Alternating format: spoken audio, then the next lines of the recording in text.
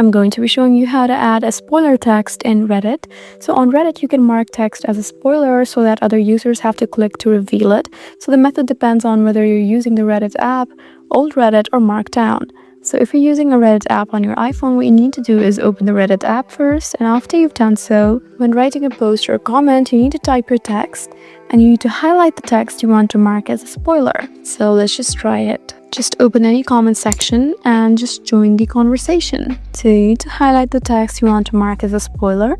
So if you don't have that option and you don't want to do that, then you can just write a normal sentence like this, and then you can use the old Reddit method by doing this and tap on reply. So Markdown method is pretty much the same as well. You just need to type in spoiler and you're done. You can also use the spoiler button in the comment toolbar.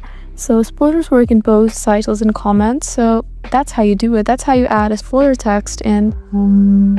I hope this video was helpful for you. Please leave us a like and drop us a comment down below, and we'll see you again in our next video. Thank you for watching.